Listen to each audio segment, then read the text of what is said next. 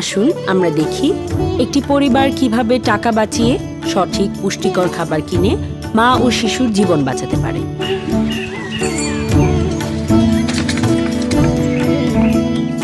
আরে ভাবি, আমজাদ ভাই, আসেন আসেন। আপনার শরীর এখন কেমন ভাবি? ভালোই আছি আপা। আসেন দেখি।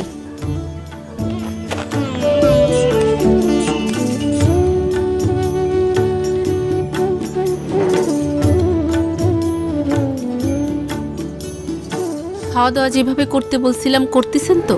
সেভাবেই তো খাইতেছি। বলেন তো কি কি খাচ্ছেন, আমি একটু শুনি। যেমন মাছ, মাংস, ডিম, দুধ, গাঢ় সবুজ শাক, হলুদ বা কমলা ফল, সবজি যেমন পাকা আম, কাঁঠাল, গাজর, মিষ্টি কুমড়া, সাথে ঘন ডাল, ভাত বা রুটি। গর্ভাবস্থা অনুযায়ী পরিমাণ মতো একটু বেশি খাইতে হইব। প্রত্যেক দিন আলাদা করে 2 বেলা একটি আয়রন ফলিক অ্যাসিড এবং একটা ক্যালসিয়াম ট্যাবলেট ভরা পেটে খাইতে হইব। আপনি বলেন তো ভাই, কেন আয়রন ফলিক অ্যাসিড ট্যাবলেট আর কেন ক্যালসিয়াম ট্যাবলেট খাইতে হবে? আমি বলি আপা, আয়রন ফলিক অ্যাসিড ট্যাবলেট খাইলে প্রসব পরবর্তী রক্তক্ষরণজনিত ঝুঁকি কমবে, আর গর্ভবতী মায়ের মৃত্যুর ভয়ও থাকবে না। সন্তানের বুদ্ধিও অনেক বেশি হবে। আর ক্যালসিয়াম প্রতিদিন খেলে মায়ের প্রেশার বেড়ে যাবে না এবং একলামশিয়া বা খিঁচুনির ঝুঁকি কমবে।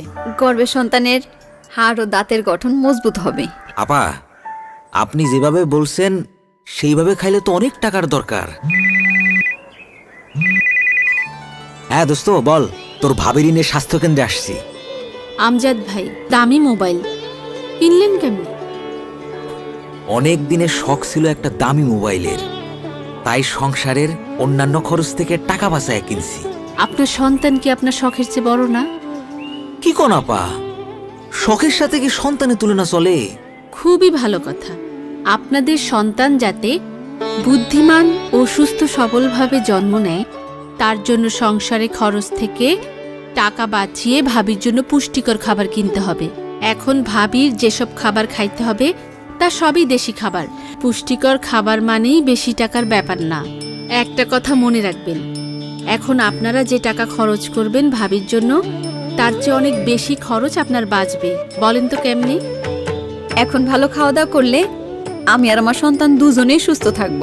আর আমার সন্তান যদি বুদ্ধিমান এবং সুস্থ সবল হয়, তাহলে সে লেখাপড়া শেখা বড় হইব, ভালো আয় রোজগারও করব। এই যে ক্যালসিয়াম ও আয়রন ফলিক অ্যাসিড ট্যাবলেট, এগুলোর জন্য আপনাকে কোনো পয়সাই দিতে হবে না। আসি আপা। এখন থেকে আরো হিসাব করে চলতে হইব।